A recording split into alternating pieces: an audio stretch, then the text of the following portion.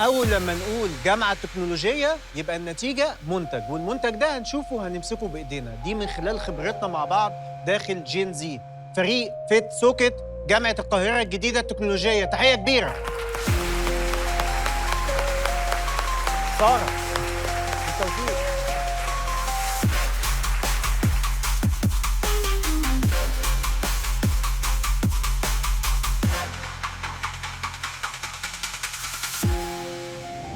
أنا سارة من تيم فيت سوكت. الاسك بتاعنا 850,000 جنيه. احنا وظيفتنا اخصائيين اطراف صناعيه واجهزه تعويضيه، بنمبروف حياه البيشنت اللي عندهم ديسابيليتي بسبب الحوادث او بسبب ايا كان السبب ايه هو. اكتر حاجه شدتنا لما كنا بنتدرب في الجامعه البيشنتس اللي عندهم امبيوتيشن اباف ني، فالبيشنتس دول بيبقوا فاقدين جزء كبير جدا من جسمهم، فبيبقى في كومبوننتس كتير في الطرف ده. في كومبوننتس مهندسين هم اللي بيعملوها واحنا بنركبها جاهزه، وفي كومبوننت معين هو اكتر حاجه مهمه بالنسبه لنا، لان ده اللي بيكونتاكت مع جسم البيشنت وبيبقى فيه الاناتومي شيب بتاعه وكل حاجه. فالجزء ده هو السوكت. السوكت بيبقى شكله في العادي مصمت ومش بيكون بيأدجست مع حجم البيشنتس اللي بيبقى عندهم مشاكل، زي مثلا ان هم الاطفال في سن النمو او البيشنتس اللي عندهم كرونيك ديزيز زي السكر والامراض المزمنه اللي هي بتخلي فيه فوليوم في جسم البيشنت ان هو يتغير، وزي مثلا ان البيشنت بعد عمليه الامبيوتيشن بيبتدي ان هو لازم فتره كبيره عشان خاطر يبدا يلبس طرف، عشان خاطر بيبقى فيه تغير كبير في الفوليوم.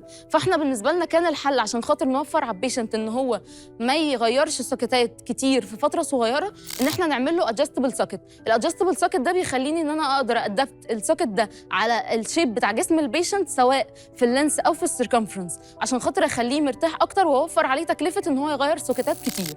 بالنسبه لنا التارجت ماركت ممكن يبقى في المستشفيات وفي المستشفيات اللي بتعمل عمليه الامبيوتيشن، وكمان في الريهابيليتيشن سنترز والاو ام بي سنترز. ده فعلا يعني هو استخدم الطرف ده وده على يعني أرض هو الواقع. ده هو ده مظبوط. أوكي. يعني ده جربناه مع اكتر من بيشنت مع لينس وسيركمفرنس مختلفين عشان خاطر نتاكد ان هو اصلا تمام بيأدبت مع اي بيشنت. احنا المفروض ان في السوق حاجات موجوده اوريدي، بس هي مبدئيا هي مش موجوده في مصر، واللي موجود في العالم بيكون فيه مشاكل، زي مثلا ان هو مش بيسبورت البيشنت كويس، او الادجستابيلتي بتاعته قليله، او او وزنه تقيل فالبيشنت مش بيقدر ان هو يتحكم فيه بشكل كويس، أو سعره غالي أوي. بالظبط مظبوط. انا هكون معتمده في الغالب على العقود اللي هتكون مع مراكز العلاج الطبيعي والمستشفيات، لان هم دول اللي هياخدوا عدد في البدايه، دول اللي هيقدروا ان هم يساعدونا في البدايه ان احنا نشتغل بكميه معينه مثلا، وهيبقى طبعا في العقود دي على قطع الغيار وكمان الصيانات اللي هتكون للجهاز نفسه والتريننج للناس اللي هتتدرب البيشنتس عليه. وممكن في الاخر ان احنا نتعامل مع بيشنتس انديفيدوال، ان هو الموضوع ان لو بيشنت حب ان هو يشتريه ان هو يبقى سوكت برايفت بتاعه، فبرضه هيأدبت معاه. يعني انت مش بتبيعي السوكت؟ يعني هو موجود في المراكز وريوزبل يعني؟ في المراكز العلاج الطبيعي وقتها ممكن ان اللي هيدرب البيشنت يلبس البيشنت الطرف ويدربه ويأدبت مع بيشنت غيره، ده في مراكز العلاج. لكن البيشنت بقى نفسه ممكن يشتريه ان هو يستخدمه في حياته عادي لو هو نفسه عنده ادجستابيلتي في الحجم بتاع جسمه. هنبقى محتاجين 850,000 من ضمنهم فيكسد كوست 145,000 وفاريبل 620,000 وانيشيال 85,000. بعد ما نخلص كل ده هيبقى فيه ايرادات 1,040,000، هيبقى فيه من ضمنهم صافي ربح 290,000. هنبقى كده انتجنا 65 برودكت ووزعناهم على الاماكن اللي احنا استهدفناها. إيمان وياسمين ينضموا لسارة. معانا إيمان وياسمين، يلا إيمان وياسمين.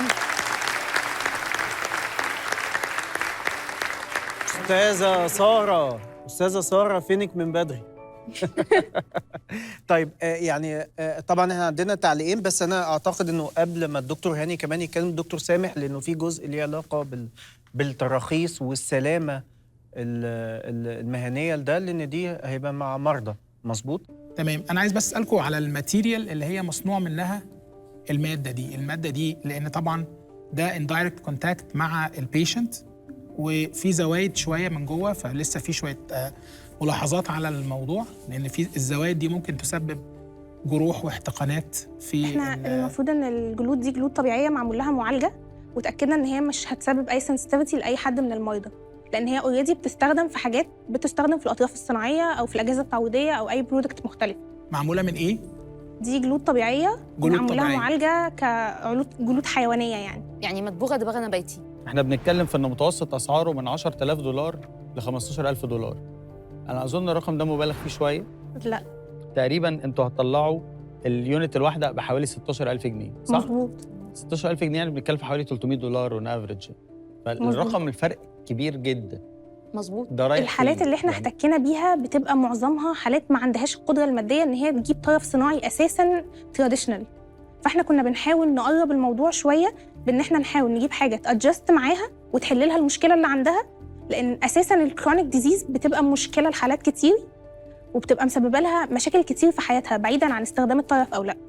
طيب انا هوصلكم بناس اوريدي ده شغلهم انتاج الاطراف الصناعيه، برضو عشان خاطر هم ممكن يقولوا لكم وهم عندهم سوق، يعني هم عندهم الكثير من المرضى اللي هم بيتبعوا لهم الاطراف الصناعيه، فبناء على كده ممكن يعني يساعدوكم في تطوير المنتج. معلش هستاذنكم لو عندنا مايك وايرلس مايك وايرلس، لان احنا عندنا حد من الجمهور ممكن هو كمان بالتجربه يقول لنا. هو ما جربش طبعا الطرف بتاعهم. أنا مبسوط جدا ومبهور جدا للبنات، لأن أنا من أبطال حرب أكتوبر. تحيه كبيره.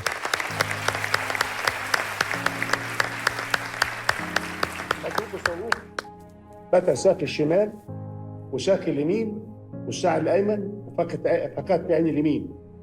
فأنا بحييهم إن هم نظرتهم بعيدة جدا مع الناس أصحاب الهمم. فأنا بحييهم 100 مرة و1000 مرة على فكرتهم دي، رغم ان هو انا شايف السوق اللي هم ماشيينه.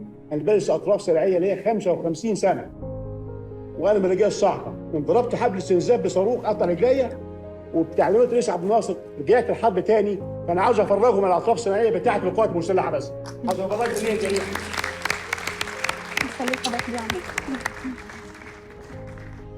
سيبني خالص. ماشي. هو اهو. وحاربتهم وانا متأخر. ما شاء الله. انا متأخر حاربتهم. فرطوا على فرصة الناس وتعملوا زيها. فرطوا انتوا عشان تعملوا شبكة الفرد والسلاح وخلقاتكم تركيبكم جميلة جدا. انا منبهر بيكم. بصوا الطرفين اهم، يكون الراجل ده بيضحك علينا.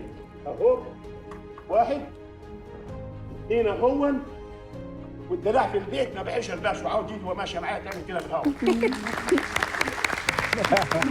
اتفضل. شكرا جدا. بحييكم. شكرا. بحيي الدكاتره كلهم ومنبهر بالاجابات بتاعتكم جدا. شكرا جدا لحضرتك. اتفضل. ان ولا اوت؟ انا ام ان ب 500,000. هبه. ام ان ب 300 عشان اسيب مكان. 50,000 بتاع دكتور سامح. عليا ب 200,000. مبروك يا بنات. ألف مبروك. اتفضل. ألف مبروك. جامعة القاهرة التكنولوجية، $1,000,000 دعم من جين زي.